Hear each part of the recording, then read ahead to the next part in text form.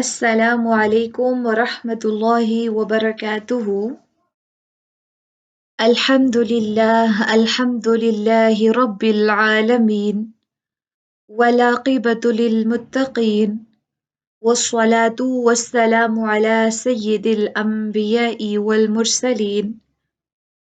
اما بعد فاعوذ باللہ من الشیطان الرجیم بسم اللہ الرحمن الرحیم رب اشرح لي صدري ويسر لي أمري واحلل عقدة من لساني يفقه قولي آمین یا رب العالمین۔ امید کرتی ہوں کہ انشاءاللہ تمام اسٹوڈنٹس بخیر و عافیت ہوں گے، ایمان، صحت اور تقوی کی انشاءاللہ بہترین حالتوں میں ہوں گے۔ احادیث النبی صلی اللہ علیہ وآلہ وسلم کورس کے اندر ایک اور کلاس میں آپ سب کو لیٹس اپڈیٹ اور ورژنز کی طرف سے خوش آمدید کہتے ہیں۔ اس سے پہلے ہم نیت کے بارے میں دیکھ چکے ہیں کہ دلوں کے معاملات کو کس طرح سے ریاکاری سے پاک کرنا ہے اور اخلاص کی طرف لے کے جانا ہے۔ صحیح بخاری میں ہم نے ایک باب شروع کیا تھا، ما كان النبی صلی اللہ علیہ وآلہ وسلم يتجوز من اللباس والبسط، جو تھے یا جس طرح تھے نبی اکرم صلی اللہ علیہ وآلہ وسلم یتجوز قناعت کرتے من اللباس لباس میں والبسط اور بچھونے وغیرہ کے یا بستر وغیرہ کے معاملے میں۔ آج ہم انشاءاللہ تعالی دیکھیں گے، کیونکہ ہمیں پتہ ہے کہ نبی اکرم صلی اللہ علیہ وآلہ وسلم زیادہ قیمتی چیزوں کے اور زیادہ زیب و زینت کے طالب نہیں تھے، تو اب ہم انشاءاللہ تعالی حدیث مبارکہ شروع کرنے جا رہے ہیں۔ حدیث مبارکہ نبی اکرم صلی اللہ علیہ وآلہ وسلم کے بارے میں دیکھیں گے کہ وہ کس طرح کا لباس پہنتے تھے اور کس طرح کی نبی اکرم صلی اللہ علیہ وسلم کے اندر سادگی تھی۔ حدیث مبارکہ کا ریفرنس انشاءاللہ تعالی اینڈ پہ نوٹ کریں گے۔ شروع کرتے ہیں، تعوذ پڑھ لیجیے تاکہ شیطان کو بھگا لے ہم۔ اعوذ باللہ من الشیطان الرجیم۔ آپ بسم اللہ پہ پڑھ لیجیے۔ بسم اللہ الرحمن الرحیم۔ اب ہم انشاءاللہ سمجھنا شروع کرتے ہیں اس حدیث مبارکہ کو۔ سمجھنے سے پہلے ایک بات ذہن نشین کر لیجیے کہ جو ہم ابھی صحیح بخاری کتاب پڑھ رہے ہیں، اس میں آپ نے غور و فکر کرنا ہے، ایک ایک حرف جو ہم پڑھیں گے، ایک ایک لفظ جو ہم پڑھیں گے، اس کے پیچھے بہت سارے میننگ چھپے ہوئے ہوں گے، تو آپ نے میننگ کے اوپر بھی ساتھ ساتھ میں غور کرتے جانا ہے۔ پھر آپ نے ایکسپیرینس بھی بتانا ہے اپنا کہ اس حدیث مبارکہ کو پڑھتے ہوئے آپ کو کیا محسوس ہوا صحابہ اکرام رضی اللہ تعالی عنہم اجمعین کے بارے میں۔ جی، تو ہم دیکھتے ہیں، حدثنا ہم سے بیان کیا، حدثنا ہم سے بیان کیا۔ اب یہ امام بخاری روایت کرتے ہیں کہ ہم سے بیان کیا، کس نے؟ ہارون بن سعید الایلی۔ وہ بیان کرتے ہیں کہ ہم سے بیان کیا ہارون ابن سعید یا پھر ہارون بن سعید ایلی نے، اور وہ ان سے کس نے بیان کیا؟ اب ہارون بن سعید ایلی کہتے ہیں حدثنا ہم سے بیان کیا عبداللہ بن وہب، عبداللہ بن وہب نے، عبداللہ بن وہب نے ہارون بن سعید سے بیان کیا، اور عبداللہ بن وہب کہتے ہیں کہ اخبرنی مجھے خبر دی سلیمان، سلیمان نے، سلیمان یعنی ابن بلال، یعنی کہ ابن بلال نے مجھے خبر دی۔ تو اب کیا کہتے ہیں کہ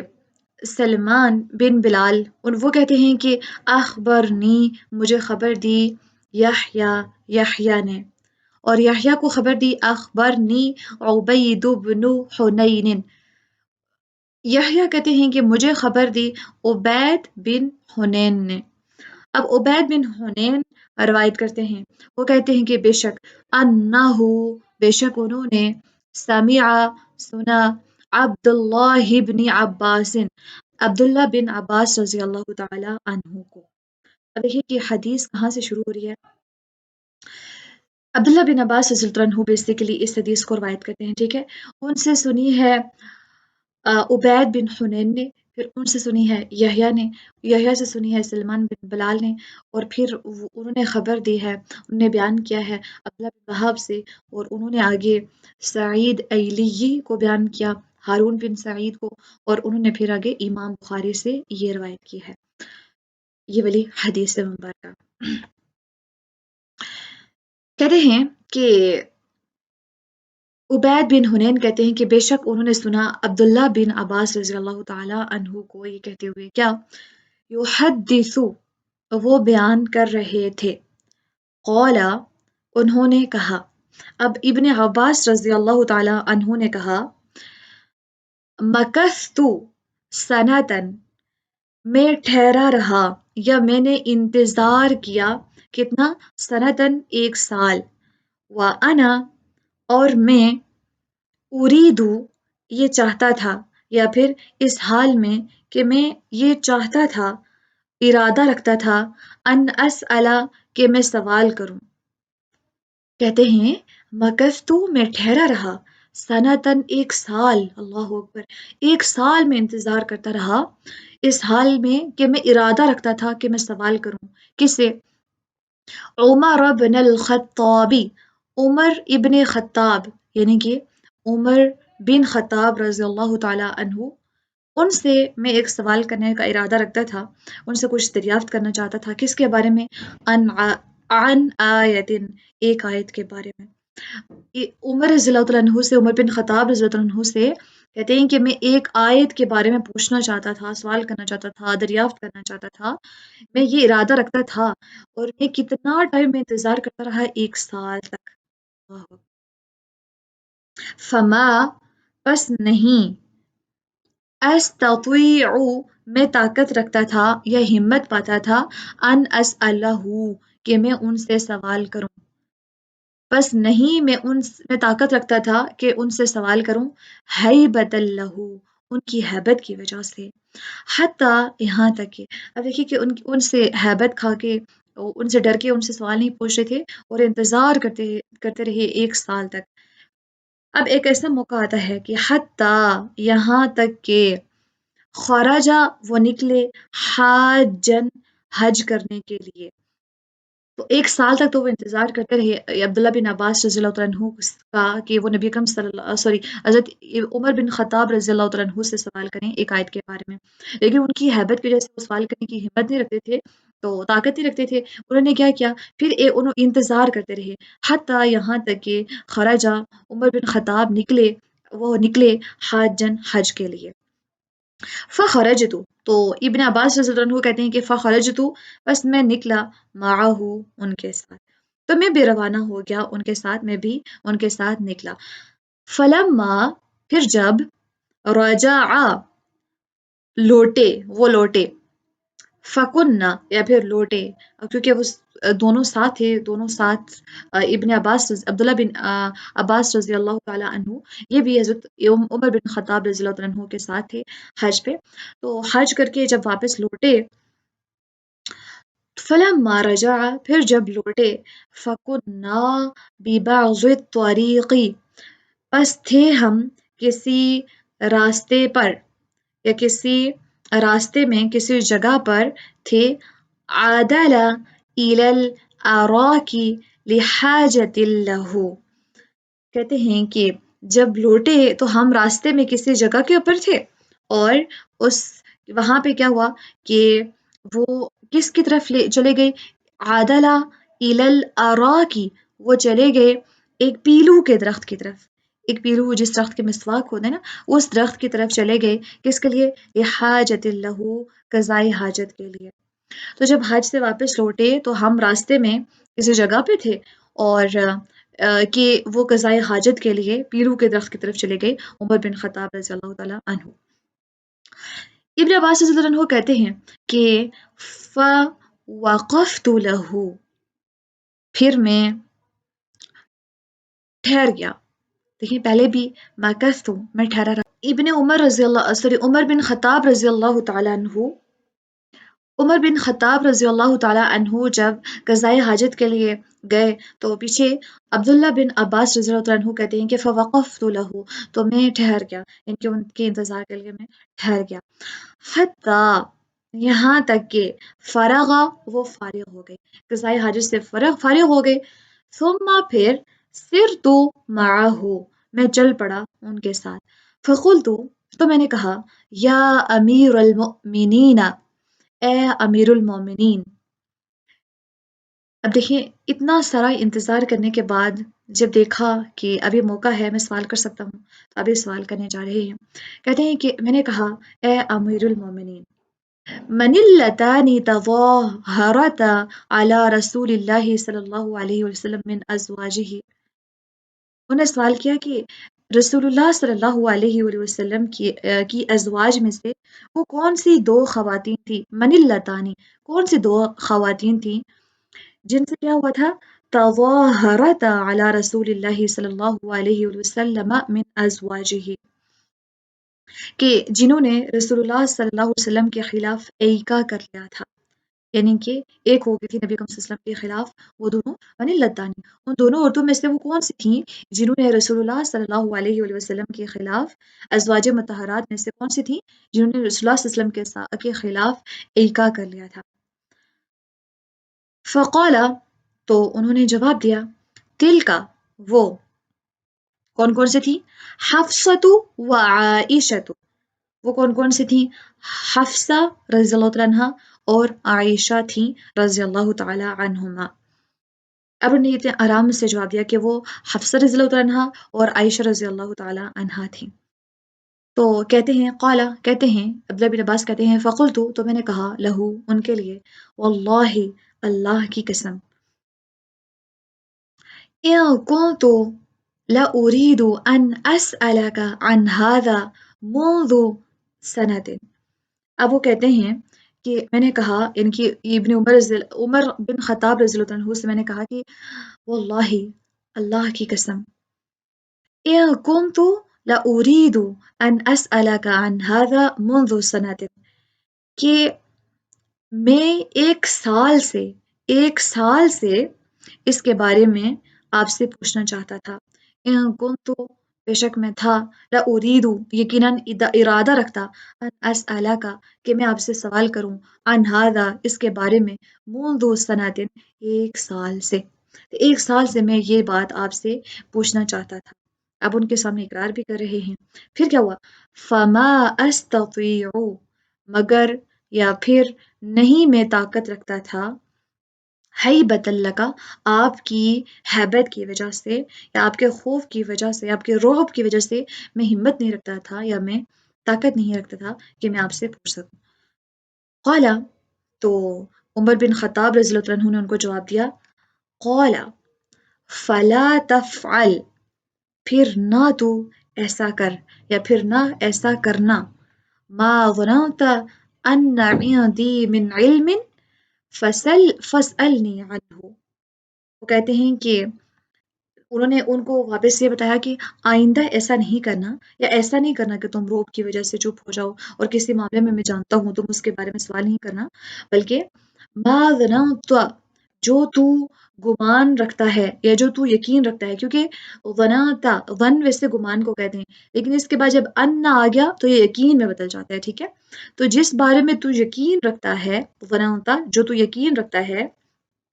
انا، بے شک، عندی، میرے پاس، من علم، کچھ علم ہے، فاسألنی عنہ، تو سوال کر مجھ سے اس کے بارے میں۔ تو کتنے پیارے اور کتنے محبت والے انداز میں جواب دیا کہ ایسا نہیں کرنا جس کے بارے میں تمہیں یقین ہو کہ میرے پاس علم ہے، یا جو بات بھی تم سمجھو کہ مجھے علم ہے تو اس کے بارے میں مجھ سے سوال کر لیا کرو۔ فَإِن كُنتُ، پھر اگر میں ہوا، أَعْلَمُهُ، اس کے بارے میں جانتا، تو پھر اگر میں جانتا ہوا اس کے بارے میں، أخبرتك، تو میں تمہیں خبر دوں گا، أخبرتك، میں تجھے بتا دوں گا۔ قال، تو انہوں نے پھر کہا، وقال عمر، اور عمر رضی اللہ عنہ نے کہا، واللہ، اللہ کی قسم، ان کننا إن كنا في الجاهلیت ما نعد للنساء امرا. اب یہاں پہ عورتوں کے بارے میں بات ہو رہی ہے نا کہ عورتوں نے نبی کریم صلی اللہ علیہ وسلم کے خلاف، دو عورتیں ہیں،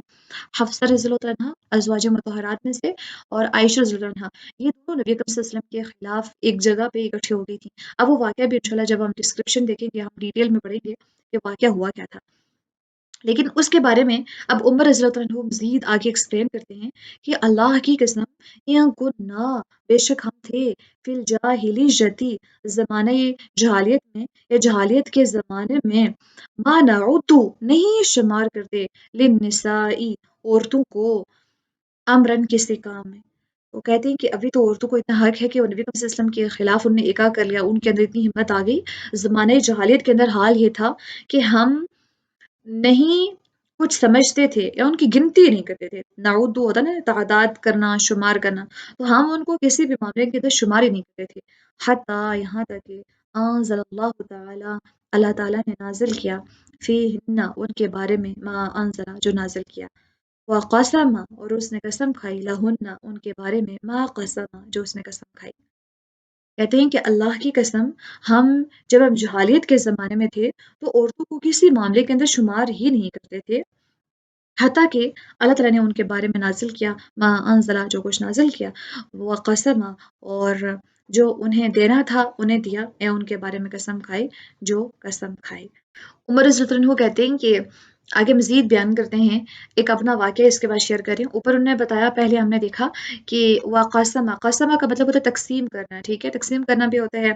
دینا، عطا کرنا. تو وقسم لہن ما قسم، اور جو مرتبہ یا مقام ان عورتوں کو دینا تھا، اور جو عورتوں کے بارے میں حکم نازل کرنا تھا، اللہ تعالیٰ نے ان کے بارے میں نازل کیا. اس سے پہلے ہم عورتوں کو کچھ سمجھتے ہی نہیں تھے، عرب کے لوگ. پھر آگے مزید کنٹینیو کرتے ہیں، قال فبینما انا فی امر. اب ایسا ہوا کہ کہتے ہیں کہ ایک مرتبہ میں کسی معاملے کے اندر لگا ہوا تھا، تو ان کا کہنے کا مطلب یہ ہے کہ کسی کام کے اندر نا مصروف تھا میں. تعمیرہ، میں سوچ رہا تھا اس کے بارے میں، یا اس کے بارے میں پیچھے ہم نے پڑھا کہ کسی معاملے کے اندر لگا ہوا تھا. تو جو میری وائف ہیں وہ آئی، اور انہوں نے کیا کیا، اذ قالت لامرأتی، امرن، کسی معاملے کے بارے میں، اس کے بارے میں میں سوچ رہا تھا، تعمیرہ، میں اس کے بارے میں سوچ بچار کر رہا تھا، اذ، جب، قالت، کہا، لی، مجھے، امرأتی، میری بیوی نے، عمر رضی اللہ عنہ کی بیوی نے ان سے کیا کہا، لو صنعت، اگر آپ ایسا کر لیں یا آپ کر لیں، کذا و کذا، اس طرح اور اس طرح، یا ایسا ایسا کر لیں. یعنی کہ وہ اپنے معاملے کے اندر مصروف تھے، اب ان کی بیوی آ کے ان کو سجیشن دے رہی ہیں کہ اگر آپ ایسا کر لیں یا ایسا کر لیں. تو اب جس طرح سے عمر رضی اللہ عنہ نے پہلے بتایا کہ ہم عورتوں کو زمانے جاہلیت کے اندر کچھ سمجھتے نہیں تھے، کسی معاملے کے اندر شمار ہی نہیں کرتے تھے، تو ان کی بیوی آ کے ان کو مشورہ دے رہی ہیں کہ اگر آپ ایسے کر لیں اور ایسے کر لیں. عمر رضی اللہ عنہ کہتے ہیں، فقلت لها، تو میں نے اس سے کہا، یا میں نے اسے جواب دیا، وما لکی انتی، تجھے اس سے کیا، ولما ہاہنا، یا تمہیں کیا دلچسپی یہاں، یعنی کہ تمہارا اس معاملے سے کیا تعلق ہے نا، تمہیں اس سے کیا سروکار ہے، اور اس معاملے میں تمہیں کیا دلچسپی ہے. وما تکلفک فی امر اریدہ، وما، اور کیا، تکلفک، تجھے کیا تکلف ہے، فی امرن، ایک ایسے کام کے بارے میں، ارید ہو، جس کا میں ارادہ کر رہا ہوں، جو میں کرنا چاہتا ہوں. تو جو کام میں کرنا چاہتا ہوں اس میں تمہیں کیا تکلف، یا تمہیں کیا دلچسپی ہے، کو تم کیوں زبردستی، یعنی کہ ڈانٹنے انداز میں کہا کہ آپ کو کیا ضرورت ہے کہ آپ اس معاملے کے اندر آپ اس معاملے کے اندر آنا چاہ رہی ہیں یا اپنا مشورہ دے رہی ہیں. تو ان کی بیوی نے کہا، فقالت لی، تو اس نے کہا مجھے، ان کہ ان کی بیوی نے ان سے، عمر رضی اللہ عنہ سے کہا، عجبا لک یا ابن الخطاب،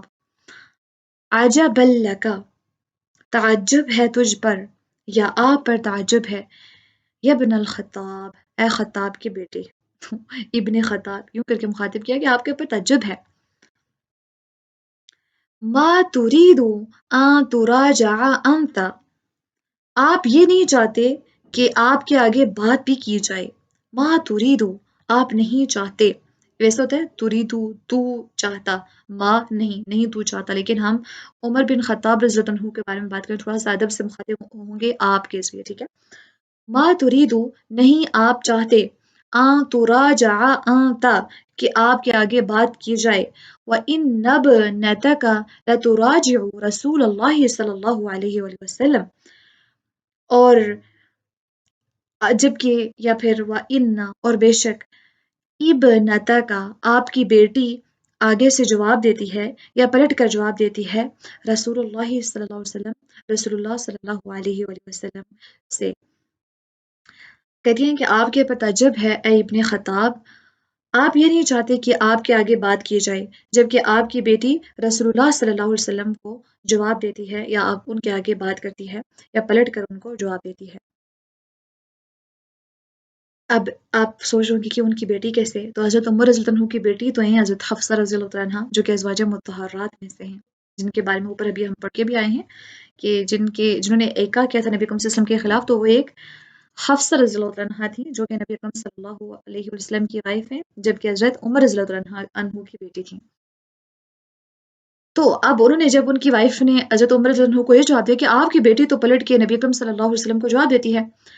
تو کہتے ہیں حتی یظل یومہ غضبانا، تو کہتے ہیں کہ میں اسی وقت یظل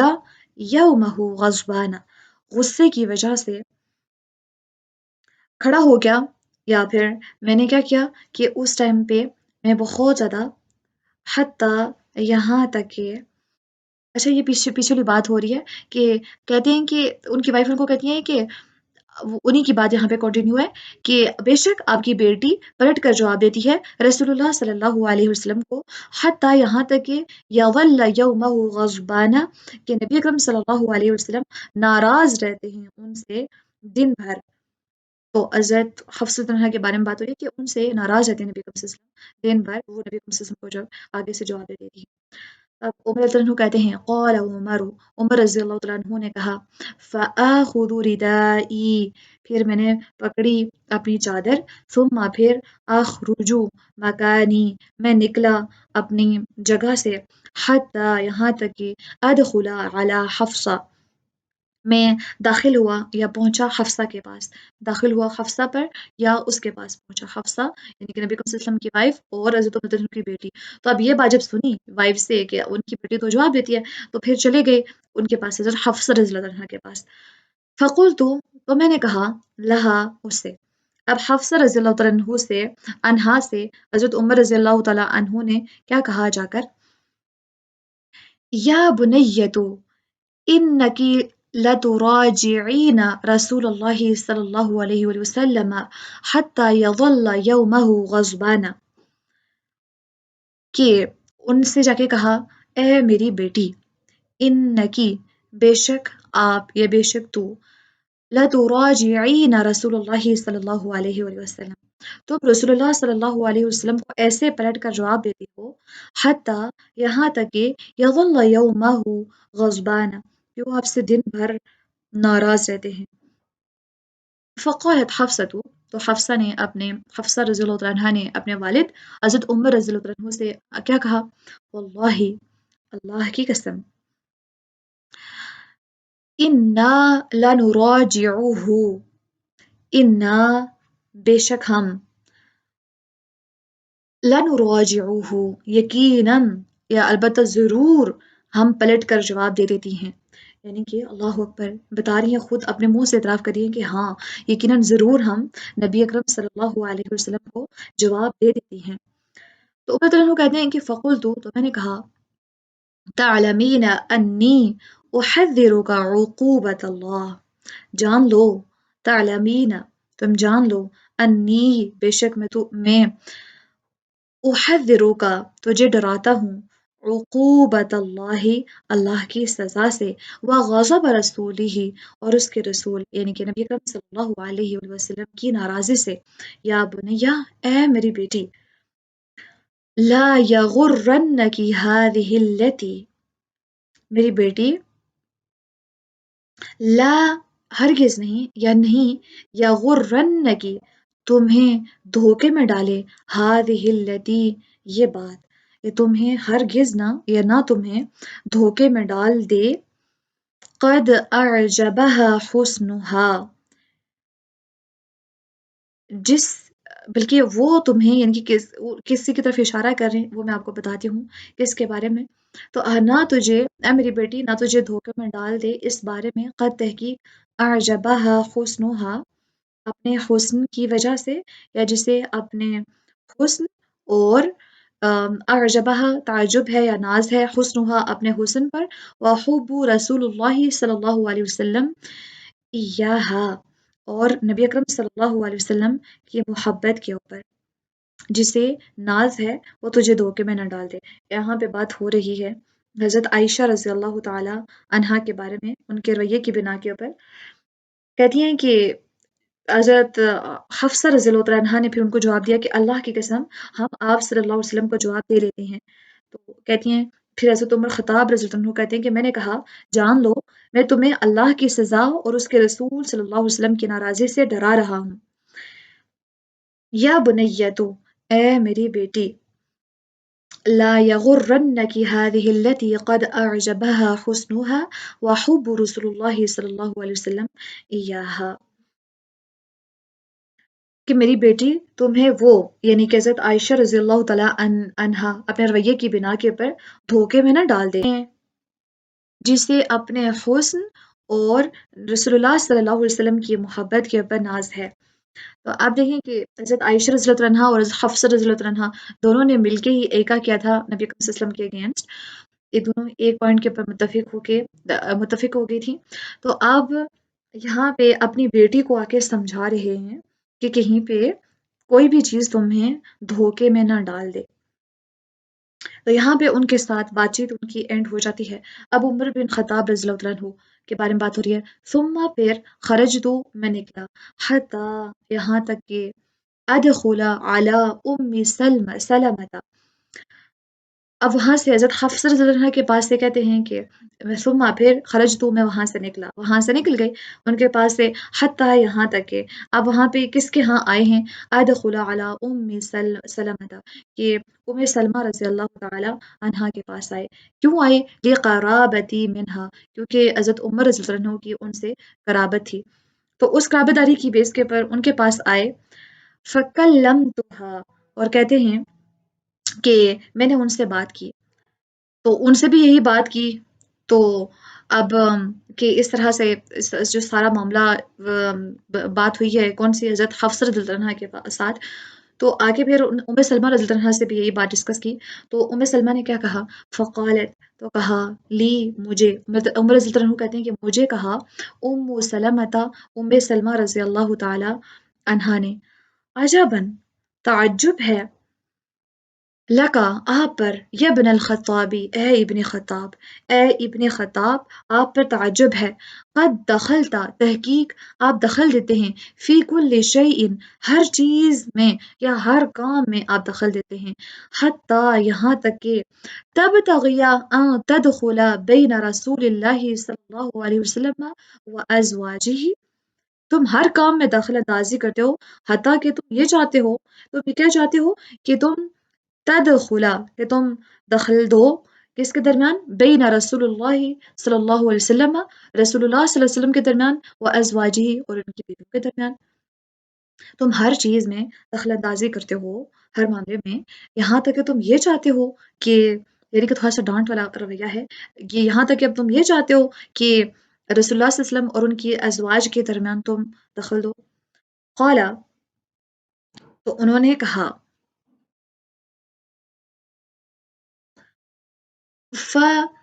فَأَخَذَتْنِي أَخْذًا كَسَرَتْنِي عَنْ بَعْضِ مَا كُنْتُ أَجِدُ، کہتے ہیں کہ انہوں نے مجھے اس طرح آڑے ہاتھوں میں لیا کہ جو میں دل کے اندر ارادے وغیرہ باندھ کے گیا تھا، یا جو میں پا رہا تھا، تو مجھے توڑ کر اس سے الگ کر دیا. کیونکہ وہ چاہتے تھے کہ میں ازواج مطہرات کو رسول اللہ صلی اللہ علیہ وسلم کے سامنے جواب دینے سے روک لوں گا، یہ ارادہ کر کے گئے تھے ان کو سمجھانے کے لیے. تو کہتے ہیں کہ انہوں نے مجھے اس طرح سے مجھے پکڑایا، مجھے انہوں نے اس طرح سے آڑے ہاتھوں میں لیا، مجھ سے اس طرح سے بات کی کہ میں جو اپنے دل کے اندر ارادے لے کے گیا تھا تو وہ پھر انہوں نے مجھ سے اسے توڑ کے الگ کر دیا، اور پھر اب انہوں نے کیا کہا کہ وہ اپنے ارادے سے پلٹ گئے، کیونکہ ان کو پتہ چل گیا کہ ان کو روکا نہیں جا سکتا یا ان کے معاملات کے اندر دخل اندازی نہیں کی جا سکتی۔ پھر کہتے ہیں فخرجت، تو میں نکلا، من عندها، ان کے پاس سے، تو وہ وہاں سے پھر چلے آئے۔ حضرت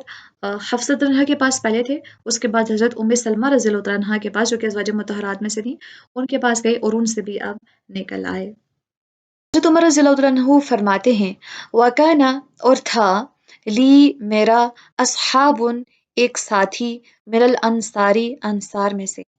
کہتے ہیں کہ اب وہاں سے تو نکل آئی حضرت ام سلمہ رضی اللہ تعالیٰ عنہ کے پاس سے، پھر فرماتے ہیں کہ میرا ایک ساتھی تھا انصار میں سے، اذا، جب، غبت، میں غیر حاضر ہوتا تھا یا میں غائب ہوتا تھا، اتانی بالخیر، تو، یا مجلس سے، جب نبی اکرم صلی اللہ علیہ وسلم کی مجلس سے میں غائب ہوتا تھا، غیر حاضر ہوتا تھا، تو وہ میرے پاس وہاں کی خبر لاتا تھا، آتانی، وہ لاتا تھا میرے پاس، بالخبری، خبر کو۔ کہتے ہیں کہ میرا ایک انصاری ساتھی تھا، جب میں مجلس سے غائب ہوتا تھا، غیر حاضر ہوتا تھا، تو مجلس کے اندر جو خبریں تھیں وہ مجھ تک پہنچایا کرتے تھے۔ وَإِذَا، اور جب، غاب، وہ غائب ہوتا تھا یا غیر حاضر ہوتا تھا، کنتو، انا، تو تھا میں، آتی ہی بالخبری، لے آتا خبر اس کے لیے۔ تو جب میں مجلس میں غیر حاضر ہوتا تھا تو وہ میرے لیے جو وہاں کی خبر ہوتی تھی امپورٹنٹ، کہ آج کیا سیکھا، کیا بات ہوئی، کیا معاملات ہوئے، کس بات کا نبی صلی اللہ علیہ وسلم نے حکم دیا ہے، کس چیز سے روکا ہے، کیا نئی وحی آئی ہے، جب وہ مجلس میں نہیں ہوتے تھے تو اپنے انصاری ساتھی سے کہتے کہ تم مجھے خبر لا دینا، آج وہ ان کو لا دیتا تھا خبر، اور اسی طرح سے جب وہ غائب ہوتا تھا ان کا ساتھی، انصاری ساتھی، تو حضرت عمر رضی اللہ عنہ اس کے لیے خبر لے آتے تھے۔ کہتے ہیں وَنَحْنُ حِينَئِذٍ نَتَخَوَّفُ مَلِكًا مِّن مُلُوكِ غَسَّانَ، وَنَحْنُ، اور ہم تھے، حِينَئِذٍ، اس وقت۔ تو کہتے ہیں کہ ان دنوں کے اندر یا ان زمانے میں، اس زمانے میں ہم تھے، نتخوف، خوف کھاتے، کس سے، ملکن، ایک بادشاہ سے، من ملوک غسان، غسان کے بادشاہوں میں سے ایک بادشاہ سے، اس ٹائم پہ ہم، اس زمانے میں ہم ڈر رہے تھے۔ ذکر لنا، ہمیں یہ بتایا گیا تھا، انہو، کہ بے شک وہ، یعنی کہ وہ بے شک جو بادشاہ ہے، یریدو، چاہتا ہے، این یسیر الینا، ہمیں یہ بتایا تھا کہ وہ چاہتا ہے ہمارے اوپر چڑھائی کرنا۔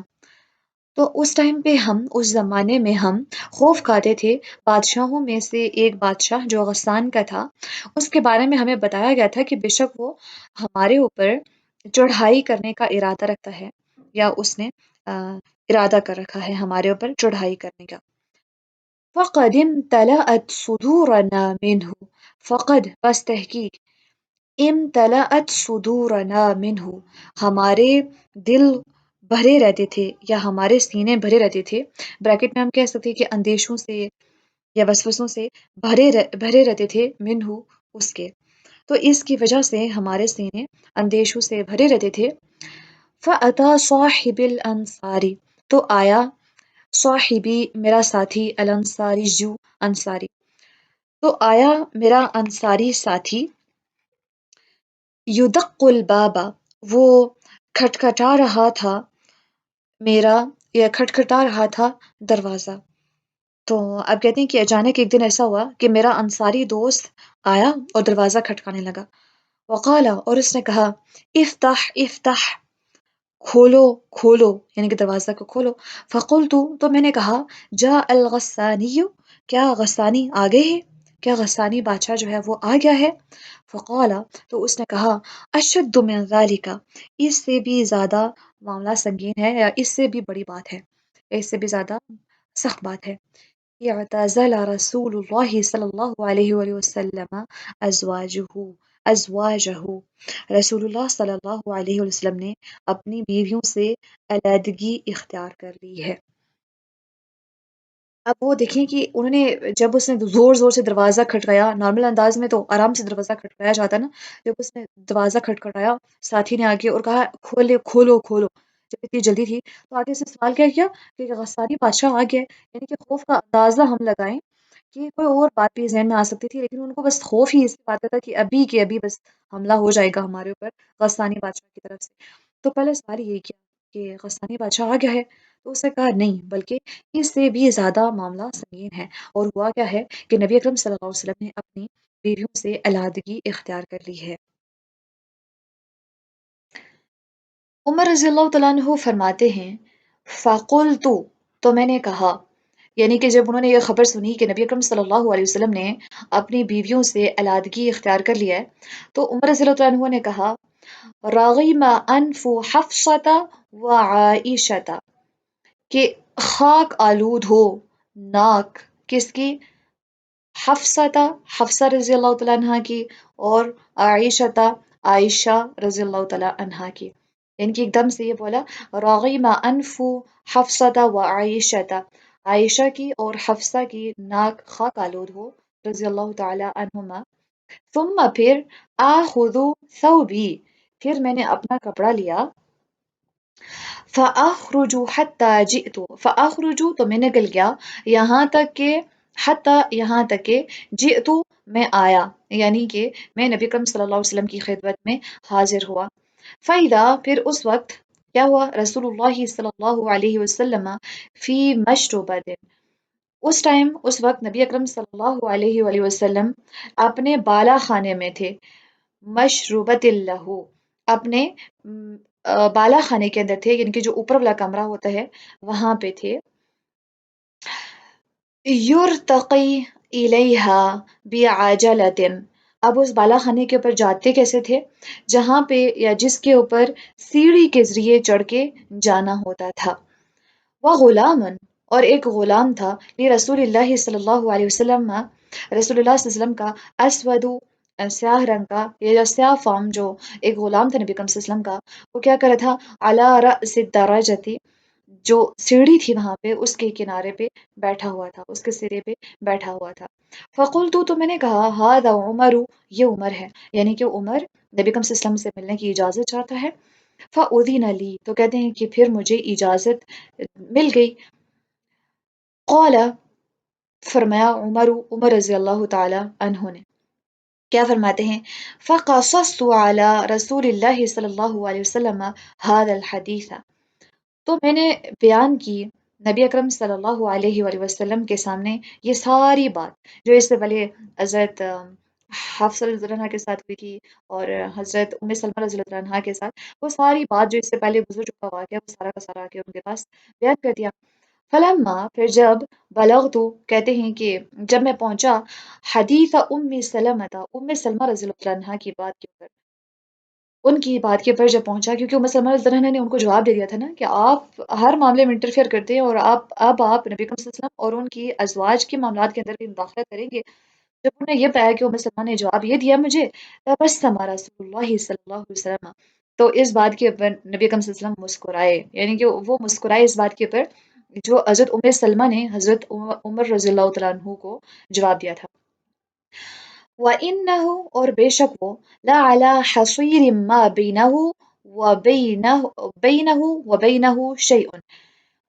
اور اس وقت نبی اکرم صلی اللہ علیہ وسلم کے بارے میں بتاتے ہیں کہ بے شک وہ لَعَلَى حَصِيرٍ، ایک چٹائی کے اوپر تھے، نبی اکرم صلی اللہ علیہ وسلم اس وقت اپنے بالا خانے میں چٹائی کے اوپر لیٹے ہوئے تھے، ما بینہ، کچھ بھی نہیں تھا، نہیں تھا بینہ، یعنی کہ نبی اکرم صلی اللہ علیہ وسلم کے جسم کے درمیان، و بینہ،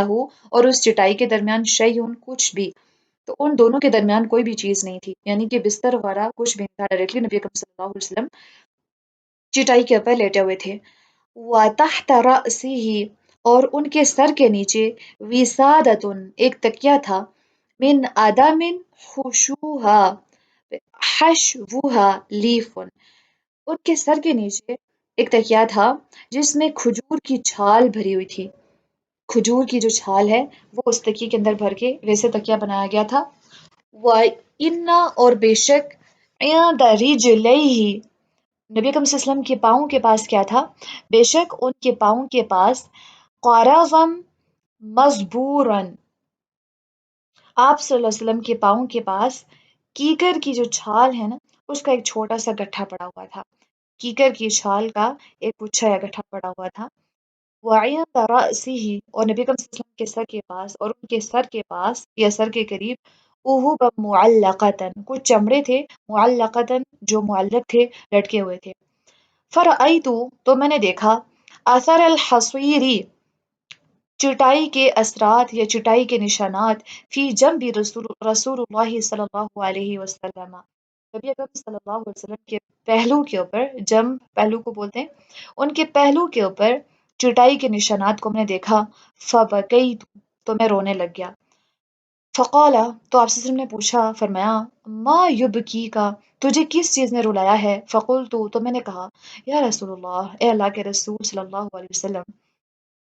ان بے شک کسرا و قیصر،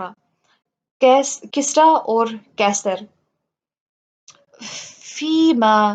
فی ما ہما فیہ، کہ وہ ان دونوں کے بارے میں کہا کہ دونوں اس ناز و نعمت میں ہیں جس میں ہیں، فی ما ہما فیہ، اس میں ہیں جس میں ہیں، یعنی کہ وہ عیش و عشرت میں ہیں، ناز و نعمت میں ہیں۔ وانتا،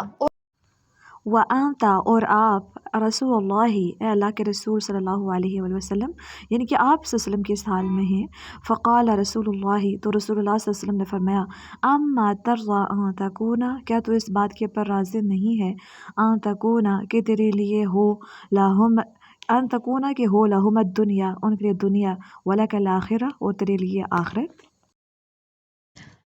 کتاب اللباس ہم نے شروع کی تھی، اب اتنی بڑی ہم نے حدیث مبارکہ پڑھی، آپ کو کہاں کہاں پہ لگ رہا تھا کہ یہاں پہ کہیں پہ لباس کے بارے میں بھی بات ہو رہی ہے، پڑھ کیا رہے تھے، اور حضرت عمر رضی اللہ عنہ کی کس طرح کی ہم حدیث مبارکہ کو پڑھ رہے ہیں۔ الحمدللہ، ہم نے اس سے پہلے یہاں تک پڑھ لیا کہ،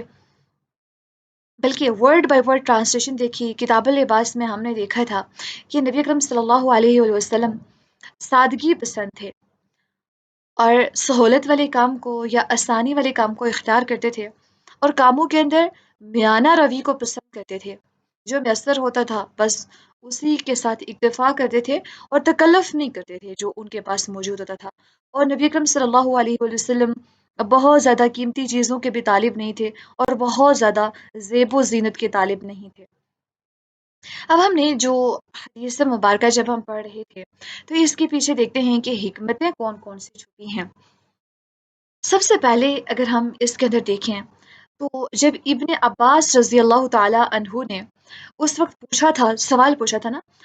حضرت عمر رضی اللہ تعالیٰ عنہ سے، تو ایک تو سفر سے واپسی پہ پوچھا، اور دوسرا جب حضرت عمر رضی اللہ تعالیٰ عنہ قضائے حاجت کے لیے جا رہے ہیں تب نہیں، بلکہ جب واپس آئے ہیں آرام سے فری ہو کے، پھر موقع کی مناسبت سے ان سے سوال کیا۔ تو اللہ اکبر، کے سوال کرنے کا بھی کچھ وقت ہوتا ہے، کچھ مواقع ہوتے ہیں، اس ٹائم پہ انسان کو سوال کرنا چاہیے۔ ایسا نہیں کہ ہم کسی بھی ٹائم پہ، کوئی ہمارے ٹیچر ہے، بے شک ہمارے ٹیچر ہیں، ہمارے پیرنٹس ہیں، ہمارے بہن بھائی ہیں، جی کالج سے آئے یا جاب سے واپس آئے، فوراً سے پہلا سوال دھڑم کر کے پوچھا، فلان چیز منگوائی تھی لائی ہے؟ پھر دوسرا، یہ چیز تمہیں میں نے کہا تھا لے کے آنا لائی ہے؟ یہ کام کہا تھا کر لینا کیا ہے؟ تو ایک بمبارڈمنٹ جو شروع ہو جاتی ہے نا سوال کرنے کی، اس کی وجہ سے سامنے والا بھی تھکا ہوا آتا ہے، پھر وہ غصے میں جواب دیتا ہے، یا پھر شارٹ سا جواب دے کے، تو پھر وہ وہاں سے شارٹ کٹ لے کے الگ ہو جاتا ہے۔ یا کچھ لوگ ایسے ہوتے ہیں جو پریشان ہو جاتے ہیں اسی ہیبٹ سے کہ کیا جب بھی گھر میں آؤ تو آگے سے سوالات کی بھرمار شروع ہو جاتی ہے۔ تو والدین بھی ایسے کریں کہ جب ان کے بچے گھر میں آتے ہیں تو ایک دم سے آتے ہی کسی کے اوپر بمبارڈمنٹ نہ سٹارٹ کر لیں سوالات کی، بلکہ ٹھہر کے، ٹھہراؤ کے ساتھ جب انسان فری ہو جائے پھر اس معاملے کو ڈسکس کیا جائے جس کے بارے میں آپ سوال کرنا چاہتے ہیں۔ اور اسی طرح سے اگر والدین سے کوئی بچوں نے سوال کرنا ہے، وہ بھی اسی ٹائم پہ کریں، کہ ایسا نہ کہ وہ جب گھر سے نکلنے کے ٹائم پہ ایسے سوالات، ایسے ٹاپکس لے کے بیٹھ جائیں کہ بہت امپورٹنٹ ٹاپک ہے لہٰذا سنا جائے، اور بعد میں اگر اس کے اوپر توجہ نہیں دیتے پیرنٹس، تو پھر پیرنٹس کے اوپر بلیم کیا جائے کہ پیرنٹس نا ہماری بات کو سنتے ہی نہیں ہیں، توجہ دیتے ہی نہیں ہیں ہماری بات کے اوپر، ان کو ہماری پرواہ ہی نہیں ہے۔ تو غلطیاں بھی جو ہماری ہوتی ہیں، ہم بلیم پیرنٹس کے اوپر ڈال رہے ہوتے ہیں۔ تو اسی طرح سے جب انسان موقع کی مناسبت کا خاص طور پر خیال رکھے کہ اس ٹائم پہ اگر میں سوال کروں گی یا کروں گا تو اس ٹائم پہ مجھے اچھا جواب مل جائے گا، جب موقع ہوگا تو اچھا جواب مل جائے گا، تو موقع کی مناسبت کے ساتھ ایک سوال کیا جائے۔ اور اسی طرح سے قاضی بھی اس وقت فیصلہ نہ کرے جب وہ غصے میں ہو یا بھوک لگی ہو، جلد بازی میں کوئی اس نے کوئی کام کرنا ہو، کہیں جلدی میں ہو، تو تب بھی وہ فیصلہ نہ کرے۔ اور اسی طرح سے آ، کیونکہ وہ اس ٹائم پہ غلط فیصلے لے گا یا پھر بغیر شواہد کو دیکھے، بغیر ثبوتوں کے بھی وہ سم ٹائمز ان کے اوپر غور و فکر کیے بغیر وہ فیصلہ کو دے سکتا ہے، جو کہ بعد میں لانگ ٹرم کے اندر اس کے کنسیکوینسز برے ہو سکتے ہیں۔ تو اس طرح سے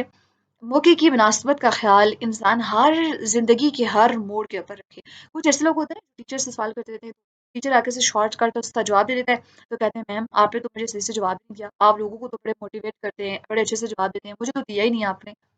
تو اس انسان کو نہیں پتا ہوتا، اسٹوڈنٹس کو نہیں پتا ہوتا کہ ٹیچرز اس ٹائم پہ ایک ایسی سچویشن سے گزر رہے ہیں۔ تو ہمیں حکمت کو ہمیشہ مد نظر رکھنا چاہیے۔ جو جاہل لوگ ہوتے ہیں ان کے اندر اور علم والوں کے اندر، اور ایسے لوگ جن کے اندر حکمت اللہ سبحانہ وتعالیٰ نے عطا کی ہوتی ہے، ان کے بیہیویئرس کے اندر بھی ڈفرینس نظر آ رہا ہوتا ہے، تو ہمیں اس چیز کا خیال رکھنا چاہیے۔ اور اسی طرح سے اگر کوئی پریشانی ہو، ہمیں کوئی غم ہو یا تھکاوٹ کے ہم عالم میں ہیں، تو کسی سے ہمیں ایسی بات نہیں کرنی چاہیے کہ اس کو مزید تکلیف ہو جائے، کہ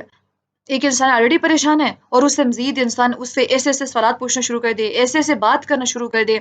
اس کے غموں کو کریدنا شروع کر دے کہ دوبارہ سے وہ انسان کو نا بار بار محسوس ہونا شروع ہو جائے کہ میرے ساتھ یہ ہوا تھا، تو اس کو بار بار اپنی تکلیف مزید بڑھتی ہوئی محسوس ہو، تو انسان کو ایسے نہیں کرنا چاہیے۔ اور اگر کوئی گھر سے باہر سے آ رہا ہے تو اس کو آتے ہی سوالات کا انبار نہ لگا دیں، بلکہ موقع دیں اس کو، اور جب مناسب وقت ملے، موقع ملے، تب اس سے بات کی جائے۔ ہاں، سوال کریں، مشورہ دیں،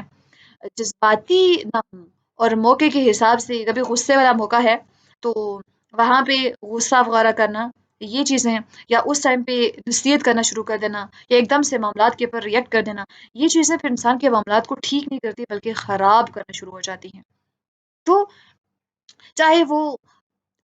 کوئی بھی انسان ہے، استاد ہو، شوہر ہو، بچہ ہو، والدین ہوں، دوست ہوں، اور کوئی یا کوئی بھی ہو، کسی اجنبی سے آپ بات کریں، حکمت کے ساتھ کسی سے فائدہ حاصل کریں۔ اگر آپ نے اپنے شوہر سے بھی کوئی بات منوانی ہے، حکمت کا تقاضا ملحوظ خاطر رکھیں۔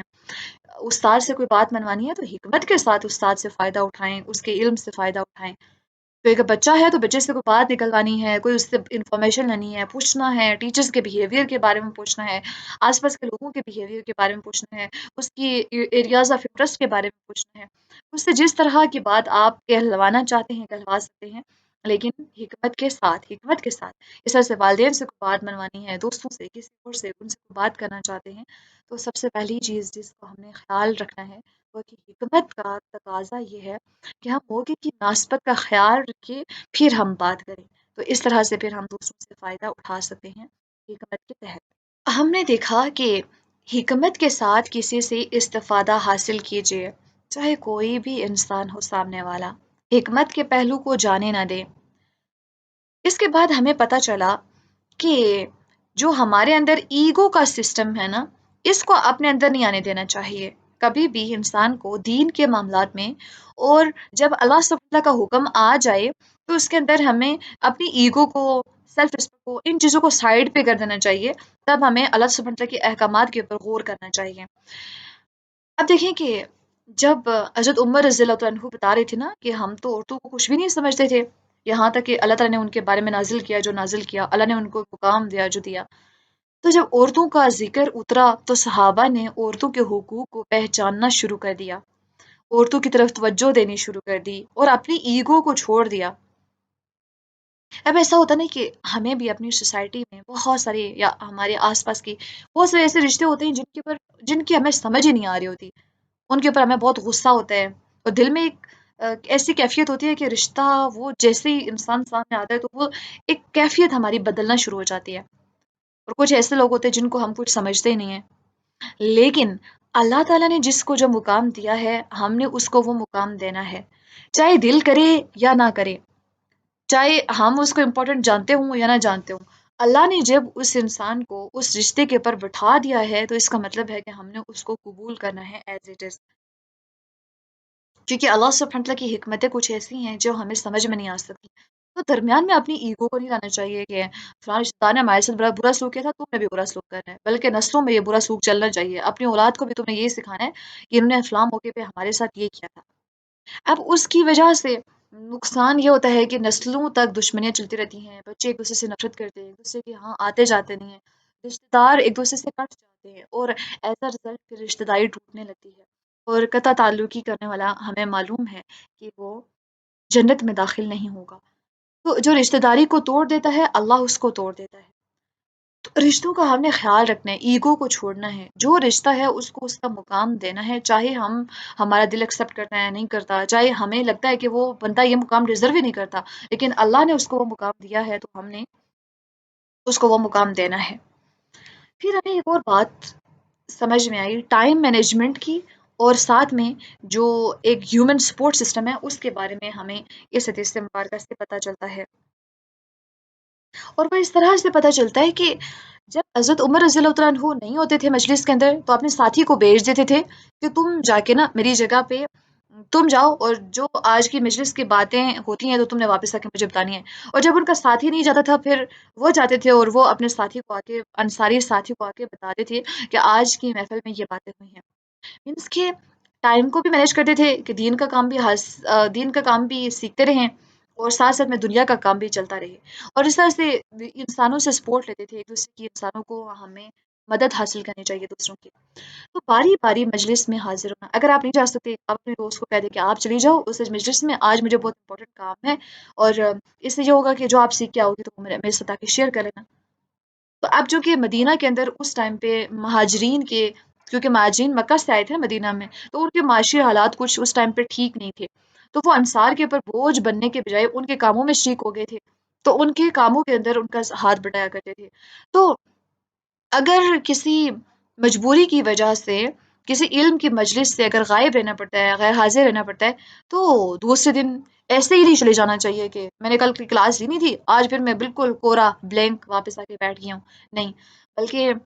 ہمیں یہ پتا ہونا چاہیے کہ کل کی کلاس میں کیا پڑھا تھا، فیلوز سے پوچھ لیا جائے کہ کل آپ نے کیا پڑھا تھا، اور اس ٹاپک کو تیار کر کے پھر ہم کلاس کے اندر حاضر ہوں، ایسا نہ ہو کہ آگے والا ٹاپک ہم حاضر اس کو سیکھنے کے لیے چلے گئے، کل پتہ ہی نہیں ہے کہ کل کیا ہوا اس مجلس کے اندر، کیا پڑھا گیا، کیا لوگوں نے کچھ سیکھا، اور پھر ایسے ہی جو ہے نا تو ہاں انسان نہ چلا جائے۔ اور یاد رکھیں کہ پوچھتا وہی ہے جو علم کا حریص ہوتا ہے، جس کو شوق ہوتا ہے علم کو سیکھنے کا۔ تو ہمیں ایسے ہی کرنا چاہیے، چاہے قرآن کی کلاس ہے یا کوئی اور کلاس ہے، کہ کل اس کے اندر ہوا کیا تھا وہ پتہ چلے، اس کے بعد پھر ہم نیکسٹ جا کے بیٹھیں تو نیکسٹ ہم سیکھنے کی کوشش کریں۔ بلینک پیپر کی طرح نہیں جانا چاہیے، کچھ لوگ ہوتے ہیں نا بالکل بلینک چلے جاتے ہیں، کوئی اتا پتہ نہیں ہوتا کہ کل کیا پڑھا تھا، ایز اے رزلٹ پھر وہی ہوتا ہے کہ پیچھے والے ٹاپک سے ریلیٹڈ اگر آگے والی بات چل رہی ہے تو ان کو پتہ ہی نہیں ہوتا کہ یہ کس معاملے کے اندر بات چل رہی ہے، تو نہ ان کی کل کی سمجھ آتی ہے تو نہ ان کو آج کی سمجھ آتی ہے۔ تو ہمیں علم کو حاصل کرنے کے لیے تھوڑا آس پاس کا جو سپورٹ سسٹم ہے جیسے فیلوز ہو گئے یا اور کوئی ہو گئے، ان سے ہمیں تھوڑا سا سپورٹ سسٹم کو مینیج کرتے ہوئے ان سے سیکھنا چاہیے، ان سے سپورٹ لینی چاہیے۔ اور ٹائم مینجمنٹ کے کچھ لوگ ہوتے ہیں پوری ٹائم دنیا کو ہی دیتے رہتے ہیں اور آخرت کے لیے وقت ایک سیکنڈ ان کے لیے نکال نہیں پاتے۔ کچھ لوگ ایسے ہوتے ہیں اللہ اکبر نعوذ باللہ من ذالک، نماز پڑھنے کے لیے بھی ان کو ٹائم مینیج نہیں ہو رہا ہوتا، اس قدر دنیا کے اندر مصروف ہوتے ہیں۔ اور کچھ ایسے ہوتے ہیں جو دین کے اندر اس قدر مگن ہو جاتے ہیں دنیا کا ہوش نہیں، گھر والے کے سال میں ہوش نہیں، گھر والے سارے ناراض ہوتے ہیں، گھر والے سب شکوے شکایات ہوتے ہیں، ضروریات ان کے پورے نہیں کر رہے ہوتے، اور عبادات کے اوپر ایسا فوکس ہوتا ہے جیسے وہ ولی اللہ ہے۔ تو نہیں، ایسے نہیں ہونا چاہیے، نبی اکرم صلی اللہ علیہ وسلم کی زندگی کو دیکھیے، دونوں چیزوں کو ساتھ مینیج کر کے چلنا ہے، صحابہ کو دیکھیے، کبھی ایسا نہیں ہوتا کہ ایک گھر میں سارے فاقوں سے پڑے ہوئے ہیں، جو ان کے لیے کھانے اور گھر والے بھوکوں سے مر رہے ہیں اور صحابہ کو ان کی پرواہ ہی نہیں ہے۔ تو دونوں چیزوں کو انسان کا علم سیکھنا دنیاوی دینی دونوں امپورٹنٹ ہے، اور دونوں طرح کی جو زندگی ہے اس کے لیے تیاری کرنا ضروری ہے۔ آپ کو یہ پتہ ہی نہ ہو کہ شام کو کھانا کیا ہے، اور آپ کہیں کہ میں آج نا درس قرآن دینے کے لیے جا رہی ہوں، تو آپ کا درس میں دل لگے گا یا آپ ادھر جا کے بیٹھ کے یہ سوچتے رہیں گے کہ آج میں نے جا کے کھانا کیا ہے، میرے بچوں کے لیے کھانے کے لیے کچھ بھی نہیں ہے، تو نہ آپ کا ادھر کا کام ٹھیک ہوگا نہ ادھر کا۔ تو ضروری ہے کہ ہم دونوں چیزوں کو ساتھ لے کے چلیں، ٹائم مینجمنٹ ہمارے اندر ہونی چاہیے، دین اور دنیا دونوں کے لیے ہم وقت لگائیں۔ اب ایسا ہو دیکھیے جیسے کہ جب تھوڑے سے معاملات بگڑنے لگے تو ہوتا یہ ہے حضرت نبی اکرم صلی اللہ علیہ وسلم کے درمیان اور ازواج مطہرات کے درمیان جب تھوڑے سے معاملات بگڑنے لگے تو نبی اکرم صلی اللہ علیہ وسلم نے فاصلہ اختیار کر لیا. دیکھیں وقت دینا چاہیے، ٹھیک ہے. اب جب معاملات ہمیں لگے کہ الجھنے لگے ہیں اب، تو دوسرے کو سوچنے کا موقع دینا چاہیے، اس سے فاصلہ اختیار کر لینا چاہیے. ہاں 3 دن تک الگ ہونے کی بات ہے، اس کے بعد پھر دوبارہ سے واپس صلح بھی کر لینی چاہیے. ایسا نہیں کہ او ہو سال ہو گیا لیکن ابھی تک اس سے ہم دور ہی ہیں. تو دوسرے کو ہمیں وقت دینا چاہیے. چاہے اگر بچے جو ہیں وہ بھی اگر جھگڑا کر رہے ہیں تو ان کو الگ کر کے خود ان کو سوچنے کا وقت دیں. اور اس طرح سے اگر والدین کے میاں اور بیوی کے درمیان اگر کوئی چپکلش ہے، ایک دوسرے کو وقت دیں سوچنے کا. ہم کیا کہتے ہیں، ابھی کے ابھی بات بتاؤ تو بتاؤ ہوا کیا ہے، کیسے ہوا ہے، کیوں بولا ہے، کیسے بولا ہے، ہمت کیسے ہوئی. ہر اس طرح کے ہم آرگیومنٹس آگے کرنا شروع کر دیتے. والدین سے بھی ایسے ہوتا ہے ہمارا کہ آپ نے ایسا بولا، اس چیز کے اوپر آپ نے ایسا کیوں کہا. اور والدین بھی ایسے کہتے ہیں بچے کو کہ بتاؤ تم نے ایسا کیوں کیا ہے، جلدی فوراً سے ابھی کے ابھی بتاؤ، جا کدھر رہو بتاؤ. وہ بیچارہ اتنا ٹینس ہوتا ہے، اس کو خود بھی سوچنے کا موقع نہیں ملتا. تو پھر جو سوچنے کا موقع نہیں ملے گا، جب سوچے گا نہیں تو پھر وہ کس طرح سے اس چیز کو ریئلائز کر پائے گا کہ اس سے غلط ہوا ہے. تو کیا کرنا چاہیے کہ ہمیں دوسروں کو موقع دینا چاہیے، دوسروں کے لیے آسانیاں اختیار کرنی چاہیے، ان کو موقع دینے چاہیے کہ وہ جو معاملات ہوئے ہیں بگڑے ہیں ان کے اوپر غور و فکر کریں. پھر وہ تاکہ سوچ سمجھ کے ان کو ریئلائز ہو جائے کہ غلطی کس کی ہے، کیسے ہوئی ہے، اس کو آئندہ نہیں ہونا چاہیے، کس وجہ سے رشتہ خراب ہو رہا ہے. پھر وہ اس کو سوچ کے پھر اس کے بعد وہ واپس اپنے آپ کو مینٹلی پریپیئر کرے کہ ہاں اب ہمیں ٹھیک ہونا کرنا چاہیے. پھر واپس جب فاصلہ ختم ہوگا، جب آپ واپس ایک دوسرے سے بات کریں گے تو آرام کے ساتھ بات کریں گے. لیکن اگر موقع کے اوپر جواب دیں گے تو پھر آگے والا بھی اس طرح سے ڈبل غصے میں آ کے جواب دے گا، جس کی وجہ سے معاملات دوبارہ سے سلجھنے کے بجائے الجھنے لگیں گے. اور ہمیں دل کی تنگی سے بچنا چاہیے، آسانیاں پیدا کرنی چاہیے اور سہولت والے کام کو اپنانا چاہیے. ہمیں ملاقات کے اندر آداب کا بھی خیال رکھنا چاہیے کہ ہم نے کون کون سے آداب کو ملحوظ خاطر رکھنا ہے. اس کے علاوہ اب دیکھیں کہ کچھ ایسے معاملات ہوتے ہیں جو جس سے متعلق نہیں ہے تو ان کو شیئر نہیں کرنا چاہیے. جیسے کہ حضرت ام سلمہ رضی اللہ تعالیٰ عنہ نے حضرت عمر رضی اللہ عنہ کو جواب دیا تھا کہ آپ ان معاملات کے اندر مداخلت کرنے لگے ہیں اب. تو شوہر سے نہ کریدا جائے کہ تم نے یہ کام کیسے کیا تھا، کیوں کیا تھا. اور اس طرح سے نا ڈفرینٹ جو اس کے دوست کے بارے میں اس طرح سے کسی کی جو ہر ایک بات کو نا پرائیویسی کے اندر دخل اندازی کرنا، یہ نہیں کرنا چاہیے. اور یاد رکھیں کہ کچھ لڑکیاں ایسے کر رہی ہوتی ہیں کہ وہ چاہ رہی ہوتی ہے کہ ہمارے جو شوہر ہے نا وہ ہمارے ساتھ دوست بن کے رہیں. ان کو شوہر کو سہیلی بنانے کی کوشش نہیں کرنی چاہیے کہ وہ جیسے ہم بس چاہتے ہیں ویسے ہی وہ چلیں، جو جیسے ہم ان کے ساتھ ہر بات کو شیئر کرنا چاہتے ہیں ہر بات کے اوپر جو ہے وہ نہیں شیئر کرنا چاہیے. اور اس طرح سے دوسروں کے اوپر جو دوسرے رشتے ہیں ان کے اوپر غیر ضروری شک بھی نہیں کرنا چاہیے، اور ماضی کو نہ کریدا جائے، اور صرف اہم موضوعات جو ہیں ان کے اوپر ہی بات کرنی چاہیے. اور اسی طرح سے اب جو لڑائی ہوتی ہے تو اب دیکھیں کہ صحابیات جو ہے نا وہ اپنے گھر میں ہی ہیں، لیکن نبی اکرم صلی اللہ علیہ وسلم نے ان سے لڑکی اختیار کیا، وہ دوسرے روم میں چلے گئے ہیں. تو آپ اگر گھر میں لڑائی ہو جاتی ہے، کچھ بچے ایسے ہوتے ہیں جو والدین کے گھر سے بھاگ کے چلے جاتے ہیں، کچھ ایسا مسئلہ ہو جاتا ہے، تو ہمیں کیا کرنا چاہیے کہ وقت دینا چاہیے. لڑائی ہو گئی، شوہر سے تھوڑی دور میں ہو گئی اور وہاں سے بھاگ کے نکل گئے، ایسے نہیں کرنا چاہیے. نہ شوہر کو اور نہ ہی بیوی کو کچھ وقت دینا چاہیے، سوچنا چاہیے، خود کو وقت دیں، سامنے والے کو بھی وقت دیں، تاکہ تاکہ وہ بھی سمجھ سکیں معاملات کو اور آپ بھی سمجھ سکیں. تو انسان کو ایسے کرنا چاہیے کہ وہ سپورٹو ہو، نہ کہ دوسرے کو ہی بالکل توڑ کے رکھنے والی باتیں ہمیشہ کرتا رہے. تو ایسا ہونا چاہیے کہ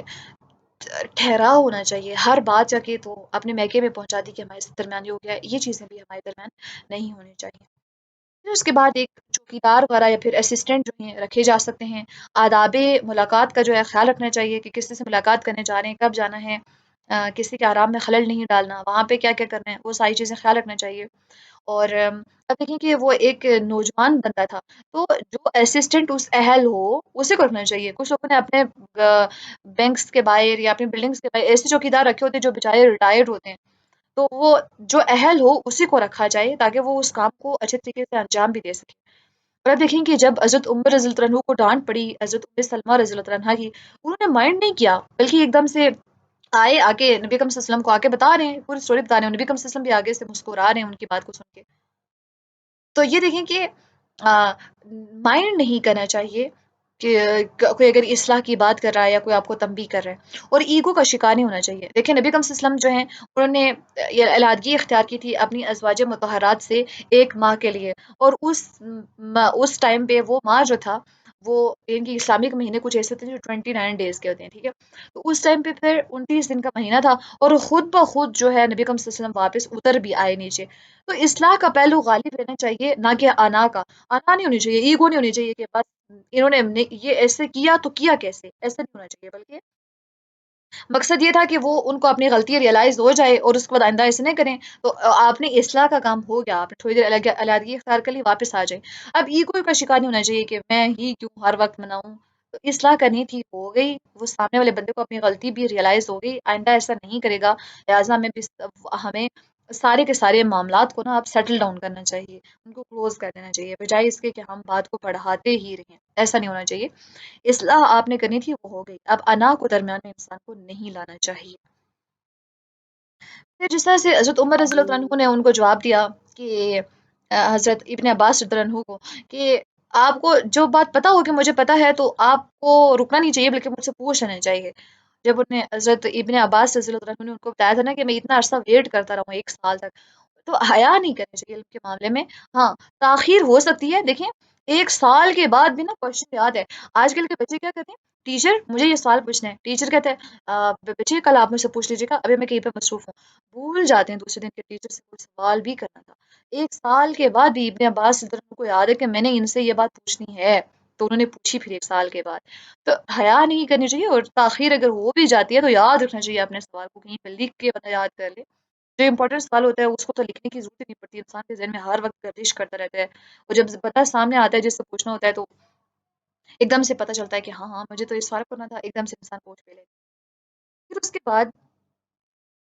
نبی اکرم صلی اللہ علیہ وسلم کا بستر کا عالم دیکھیں کتنا سادہ ہے۔ ایک چٹائی ہے، اس کے بعد ایک تکیا ہے جس کے اندر کھجور کی چھال بھری ہوئی ہے، اور بس ان کے کمرے میں کیا ہے، صرف کچھ چمڑے جو ہیں نبی اکرم صلی اللہ علیہ وسلم کے سر والی سائڈ پہ لٹک رہے ہیں، بس اتنا سادہ کمرہ اور اتنا سادہ لباس، اور کہ اتنا کہ نبی اکرم صلی اللہ علیہ وسلم لیٹے ہیں تو چٹائی کے نشان آپ صلی اللہ علیہ وسلم کے جسم کے اوپر پڑے، اس قدر نبی اکرم صلی اللہ علیہ وسلم کی سادگی تھی۔ آپ دیکھیں کہ جو ایکچوئل ہم کتاب اللباس پڑھ رہے ہیں نا، اس کا اندازہ ہمیں یہاں سے ہوا ہے، کتنے چھوٹے سے پوائنٹ سے اتنی بڑی حدیث مبارکہ لکھ ڈالی کہ اس قدر سادہ بستر تھا، اس قدر سادہ رہن سہن تھا، بس۔ اور ہم آج کل اپنے رومز کو کس طرح سے ڈیکوریٹ کر رہے ہوتے ہیں، ہم کیا کیا چاہ رہے ہوتے ہیں کہ ہمارے پاس کیا ہو، تھوڑا سا ہمیں دھیان دینا چاہیے نبی اکرم صلی اللہ علیہ وسلم کی زندگی کے اوپر۔ پھر اس کے بعد والدین کو اپنی بیٹی کو نصیحت کرنی چاہیے، اصلاح ضروری ہے۔ والدین کچھ ایسے ہوتے ہیں نا جو ہمیشہ بس اپنے داماد اور اس کے جو اپنی بیٹی کے سسرال والے ہیں اس کو ہمیشہ ٹوکتے رہتے ہیں، ان کی غلطی ہوگی، نندو نے ایسے کیا ہوگا، ساس نے ایسے کیا ہوگا، جبکہ عمر رضی اللہ عنہ نے اپنی بیٹی کو جا کے نصیحت کی کہ تم نے ایسا نہیں کرنا، نبی اکرم صلی اللہ علیہ وسلم کو آگے سے جواب نہیں دینا۔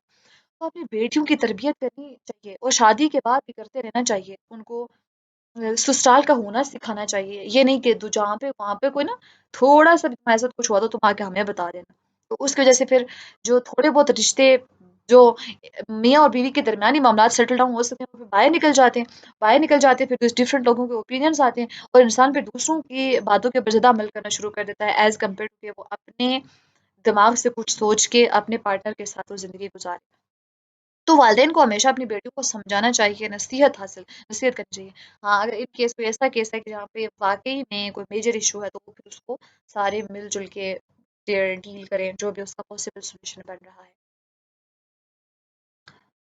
اور آج کل ایک بات ہے جو سیلف امپاورمنٹ کے اوپر، اور اسپیشلی جو فیمیلز کی امپاورمنٹ کے اوپر بات چل رہی ہوتی ہے نا، کہ عورتوں کو جو ہے تو وہ حقوق دیے جائیں ان کے،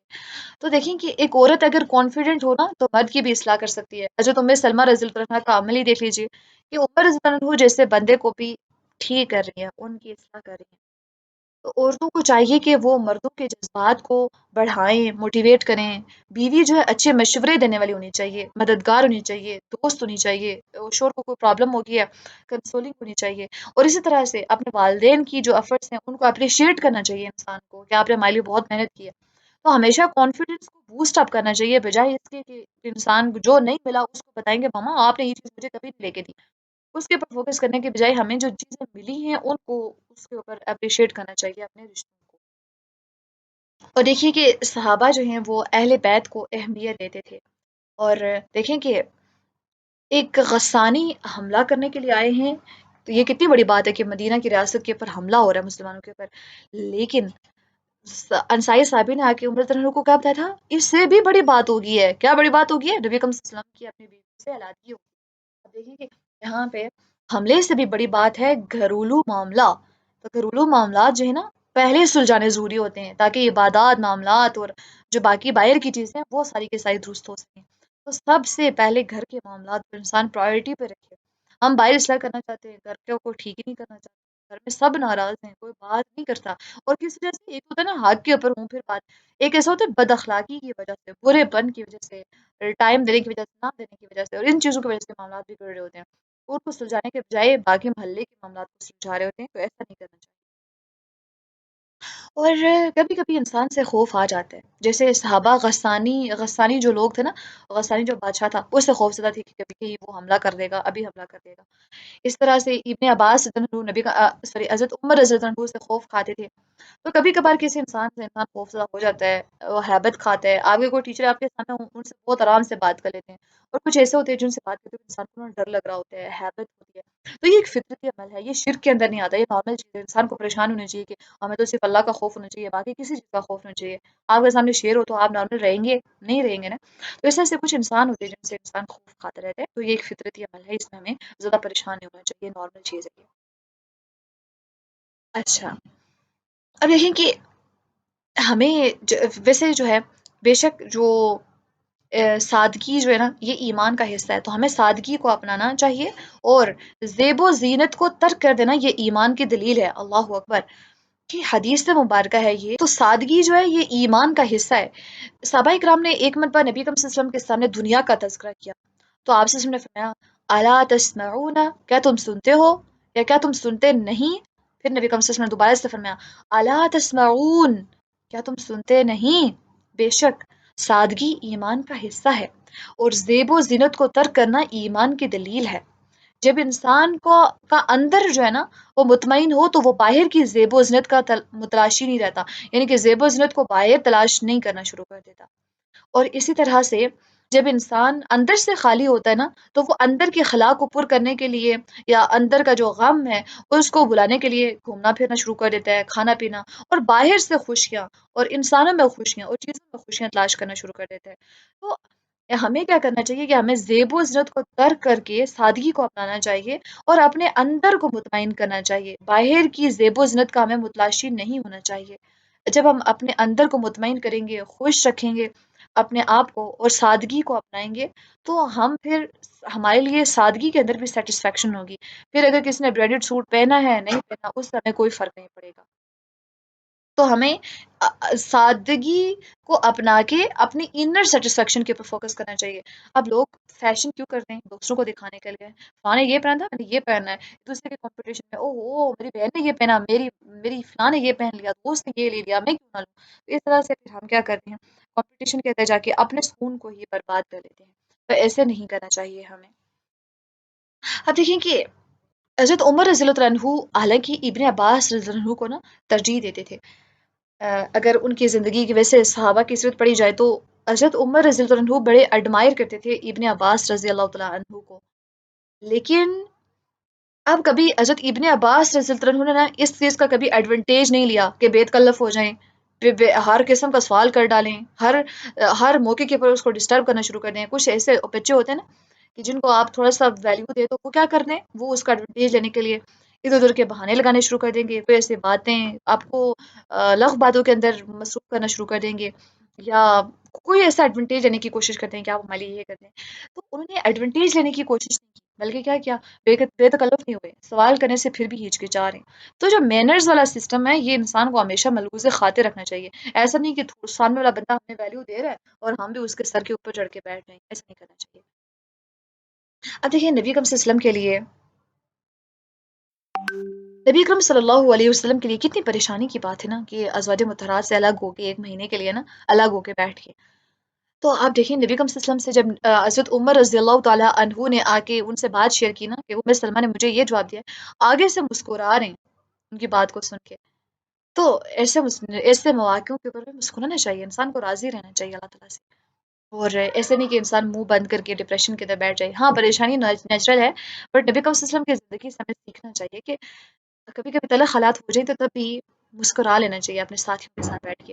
پھر اس کے بعد حضرت عمر رضی اللہ عنہ نے بھی ساتھیوں نے کا حق ادا کیا کہ اس ایسے موقع کے اوپر آگے نا تو جو ان کو ڈانٹ پڑی ہے عمر سلمہ رضی اللہ عنہ سے وہ ان کو آ کے سنا رہے ہیں. تو آگے نا نبی کم سے تھوڑے سے ریلیکس ہو جائیں، آگے پریشان کن بات یہ سوال نہیں کرے کہ ہو آپ نے کیا ہوا ایسا، انہوں نے کیا کر دیا، آپ ایسے کیوں پریشان ہو گئے، آگے بیٹھ گئے چلیں واپس ابھی کے ابھی چلیں. ایسا نہیں، بلکہ اپنا ساتھیوں نے کا ادا کیا کہ پریشان ہے پوچھنے کے لیے آئے اور آگے ہنسا کے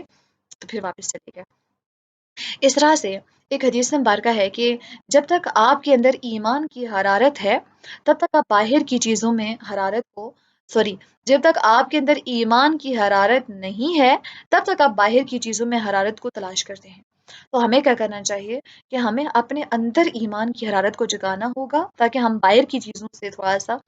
ان چیزوں سے ہمارا دل مطمئن ہونا بند ہو جائے. ہمارا تو دل اس میں مطمئن ہوتا ہے نا، اچھے کپڑے ہوں گے، اچھا گھر ہوگا، اوہو کوئی دوست آ جائے تو ہم کہتے ہیں یار تمہارا گھر اچھا نہیں ہے، لازم ہے دوستوں کو بلاتی نہیں ہوں. ایسے نہیں، اندر اگر ایمان ہے، خلوص ہے، تو پھر باہر کے معاملات انسان ان کے اندر اتنا اس کو پرواہ نہیں ہوتی کہ باہر کی دنیا کے اندر کیا ہو رہا ہے. اور اسی طرح سے نبی اکرم صلی اللہ علیہ وسلم نے عمر رضی اللہ عنہ کا شانہ پکڑ کے فرمایا تھا کہ دنیا میں ایسے رہو جیسے تم اجنبی ہو. اور اس طرح سے ایک اور حدیث مبارکہ میں آتا ہے، مفہوماً بتا رہی ہوں کہ تمہارے لیے دنیا سے اتنا ہی کافی ہے جتنا کہ مسافر کا زاد راہ ہوتا ہے. اور ایک اور حدیث مبارکہ میں آتا ہے کہ تم میں سے جس نے اس حال میں صبح کی کہ اس کی جان میں امن ہو، اس کا جسم صحیح سلامت ہو اور اس کا دن کا کھانا بھی ہے، یعنی کہ اس دن کا کھانا بھی اس کے پاس ہو، تو گویا اس کے لیے پوری دنیا اکٹھی ہو گئی. یعنی کہ تو آپ جان آپ کی ٹھیک ہے، امن میں ہے، جسم میں کوئی بیماری نہیں ہے، باہر کسی کا خطرہ نہیں ہے، اور آپ کے پاس کھانے کے لیے ایک دن کا سامان موجود ہے، تو آپ کے لیے ایٹ اے ٹائم پوری دنیا اکٹھی ہو گئی ہے. دیکھیے آپ کے پاس اتنی بڑی نعمت موجود ہے، ہمارے پاس اتنی اس قدر نعمتیں موجود ہوتی ہیں اور ہم پھر بھی اللہ تعالیٰ سے راضی نہیں ہوتے. تو ہمیں اللہ سبحانہ تعالیٰ سے راضی ہونا چاہیے، اور معاملات کے پر ہمیں دنیا کو اتنا زیادہ نہیں کرنا چاہیے کہ سال اگلے آنے والے سال کا بھی سامان موجود ہو اور ہم پھر بھی کہیں کہ جو ہے نا ہمارے پاس تو کچھ بھی نہیں ہے. ایسے انسان کو نہیں ہونا چاہیے. اور اس کے علاوہ اس حدیث مبارکہ سے مزید ہمیں اسباق ملتے ہیں، وہ یہ کہ نبی کریم صلی اللہ علیہ وسلم نے فرمایا کہ وہ شخص کامیاب ہو گیا جس نے اسلام قبول کیا، ضرورت اور کفایت کے مطابق اسے روزے نصیب ہو گئی اور اللہ نے اسے اپنی نعمتوں پر قناعت کی دولت عطا کر دی. تو یہ ایسا کامیاب شخص کی ڈیفینیشن یہ ہے، یہ نہیں کہ جس نے بنگلے بنا دیا، جس نے یہ خرید لیا وہ خرید لیا، نہیں، جسے بچوں کو اتنے مہنگے اسکول میں ایڈمیشن دلوا دیا، نہیں، ان کمپٹیشن سے باہر ہیں. ضرورت اور کفایت کے مطابق روزی مل رہی ہے، اسلام کی دولت ہے، تو جو اللہ تعالیٰ نے نعمتیں دی ان کے اوپر قناعت کریں تو you are the most successful person in this world. تو ہمیں اپنے آپ کو اس طرح سے سکسیسفل بنانا چاہیے. اور اسی طرح سے نبی کریم صلی اللہ علیہ وسلم نے فرمایا، حدیث کا مفہوم ہے کہ بے شک اللہ تعالیٰ اپنے مومن بندے کو جس سے وہ محبت کرتا ہے دنیا سے اسی طرح بچاتا ہے جیسے تم لوگ مریض کو کھانے پینے سے بچاتے ہو کہ کھا کر اس کی طبیعت اور مزید خراب ہو سکتی ہے. تو جیسے تم اپنے مریض کو نا، جیسے شوگر کا پیشنٹ ہے اس کو ہم کھانے نہیں دیتے میٹھا کہ تم کھاؤ گے تو بیمار ہو جاؤ گے، تو اللہ تعالیٰ اپنے جس مومن بندے سے محبت کرتا ہے اسے دنیا سے اس طرح سے بچا کے رکھتا ہے. تو اگر کوئی ایسا انسان ملتا ہے جس کو دنیا سے بچایا گیا تو اس کا مطلب ہے کہ اللہ سبحانہ وتعالیٰ اس سے محبت کرتے ہیں. اور ہم کیا کہتے ہیں بڑا بندہ نا ملنگ ہے، فقیر ہے، اس کو دنیا سے کچھ لگتا ہی نہیں ہے، ارے یہ تو بدھو ہے، اس کو دنیا کے معاملات کی سمجھ ہی نہیں آتی. ارے تمہیں ایسا نہیں پتا لوگوں کو دھوکہ کیسے دیتے ہیں؟ ارے تمہیں یہ بھی بات نہیں پتا ہے کہ جو ہے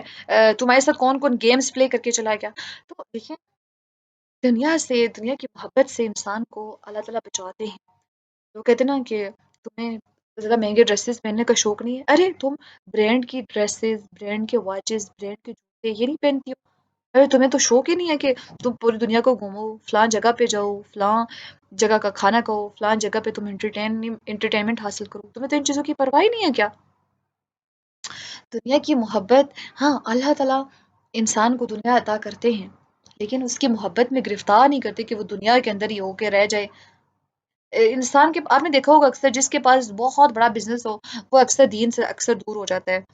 جس کا پاس ہر دنیا کی فیسلٹی ہو وہ انہی کے اندر الجھ کے رہ جاتا ہے، تو اللہ تعالیٰ سے دور ہو جاتا ہے، دین اسپیشلی عبادات کے اندر کوتاہی برتنا شروع ہو جاتا ہے۔ اتنی بڑی ڈگریز ہوتی ہیں، یونیورسٹی آپ کا کتنا دن کا وقت کھا جاتی ہے، ہمیں کبھی آئیڈیا ہے؟ کچھ بچیاں ایسے ہوتی ہیں صبح 8 بجے یونیورسٹی میں، بلکہ 7 بجے سے صبح تیاریاں شروع کر لیتی ہیں، 7 بجے سے بھی کدھر، صبح کی فجر کی نماز کے بعد، اور شام کو 4 5 بجے تک وہ کلاسز ادھر ادھر گھومنا ایسے، تو زندگی کا ایک بڑا حصہ وہ یہاں پہ گزار لیتی ہیں، تو عبادات کی طرح دین کو سیکھنا کی ساری بات گھر کے کاموں میں کچھ اس طرح سے لوگ اپنے وقت کو اس طرح سے لگاتے ہیں کہ دین کے لیے ان کے پاس وقت نہیں بچتا، تو ہمیں ہر ایک چیز کے لیے وقت کو متعین کرنا ہے، اور یاد رکھیے دنیا اللہ تعالیٰ سے مانگیں کہ اللہ تعالیٰ دنیا دیں، دنیا کی بہلائیاں دیں، آپ کے پاس ہر چیز دی بیسٹ ہو، سواری دی بیسٹ ہو، گھر دی بیسٹ ہو، کھانے کے لیے اچھا ہو، دی بیسٹ ہو، اللہم انی اسألک، بلکہ ربنا آتینا فی الدنیا حسنہ، دنیا میں بھی اللہ تعالیٰ سے حسنہ مانگیں، لیکن اسی کے اندر الجھ کے نہ رہ جائیں کہ آخرت کو ہی آپ بھول جائیں، ہمیں آخرت کے اوپر بھی فوکس۔ اس سے پہلے ہم نے سیکھا کہ کس طرح سے ہمیں حکمت کا خیال رکھنا چاہیے، ٹائم مینجمنٹ، ایگو کو کس طرح سے ختم کرنا ہے، ہیومنز جو ہیں ان کی سپورٹ سسٹم کو ہم استعمال کرنا چاہیے، جہاں پہ آپ خود نہیں پہنچ سکتے ان کے ذریعے ہم ہیلپ لے کے ان کو پہنچا دیں۔ ایک ہم نے حدیث مبارکہ پڑھتے ہوئے یہ دیکھا تھا کہ ایک جو گارڈ تھے نا، سیکیورٹی گارڈ، یعنی کہ ایک پہرے دار، وہ کھڑا تھا یا پھر بیٹھا ہوا تھا، ہم نے دیکھا تھا دروازے کے باہر سیڑھیوں پہ۔ اب ہمیں دیکھیں کہ ہمیں جو سیکیورٹی ہے اس کا خیال رکھنا چاہیے، اور اگر ہم دروازے کے اوپر پہرے دار کا ہونا جو ہے نا یہ بتاتا ہے کہ کچھ ملاقات کے آداب بھی ہوتے ہیں کہ کس ٹائم پہ جانا ہے، اوبیسلی اگر آپ کے گھر کے باہر کوئی سیکیورٹی گارڈ نہیں ہے، یا ویسے لاک کا سسٹم ہوتا ہے، تو ایسا ہوتا ہے کہ اگر وہ نہیں ہے تو پھر کوئی بھی کسی وقت اندر آ سکتا ہے، تو وہ ملاقات کے کچھ آداب ہوتے ہیں، سامنے والا اس کے لیے تیار ہو، اگر اس سسٹم کا خیال نہیں رکھا جائے گا پھر وہاں پہ بھی معاملات بگڑنا شروع ہو جائیں گے، اور ہم یہ سوچیں گے کہ ہم کسی سے ملنے کے لیے آئے ہیں، فلاں نے دروازہ ہی نہیں کھولا آگے سے، یا فلاں نے ہم سے بیٹھ کے بات بھی نہیں کی، ہم گئے اور وہ چلا گیا آگے سے، یعنی کہ اس نے ہمیں سیدھے منہ سے جواب بھی نہیں دیا، ایسے ہم سوچنا شروع کر دیتے ہیں۔ لیکن ہم ملاقات کے آداب کا ہمیں خیال رکھنا ہے کہ اگر اجازت ملتی ہے تو پھر ہم جائیں۔ حضرت عمر رضی اللہ عنہ نے آ کے اجازت مانگی کہ عمر بن خطاب جو اجازت چاہتے ہیں، تو ان کو اجازت ملی تو پھر اندر گئے، تو ایسے ہی ہمیں بھی کرنا چاہیے کہ اجازت جب ملے تو پھر ہی جائیں، ادروائز پھر ہم نہ جائیں، ملاقات کے لیے سامنے والا بندہ تیار ہے تو پھر ہی ہم ملاقات کے لیے جائیں۔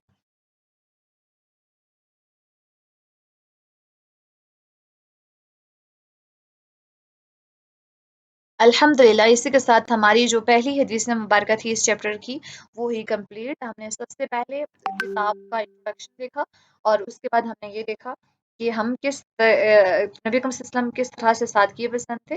اور ایک حدیث مبارکہ ہم نے پوری ڈیٹیل کے اندر ڈسکس کی، اور اس کے پھر جتنے بھی اہم نوٹس تھے، اہم پوائنٹس تھے، وہ سارے کے سارے الحمد للہ ہم نے کور کیے۔ ہمارا یہ جو باب چل رہا ہے وہ باب یہ ہے کہ ما کان النبی صلی اللہ علیہ وسلم، جو جس طرح تھے نبی اکرم صلی اللہ علیہ وآلہ وسلم، کیا کیا کرتے، لباس میں قناعت کرتے اور بچھونے وغیرہ کے اندر، بستر وغیرہ کے اندر۔ اس حدیث مبارکہ میں ہم نے دیکھا کہ نبی اکرم صلی اللہ علیہ وسلم کا بستر کس قدر سمپل تھا۔ آج کے اتنا ہی، سبحانک اللہم و بحمدک، اشہد ان لا الہ الا انت، استغفرک و اتوب الیک، ربنا تقبل منا انک انت السمیع العلیم، اللہم صل وسلم علی نبینا محمد صلی اللہ علیہ وآلہ وسلم۔ السلام علیکم ورحمۃ اللہ وبرکاتہ۔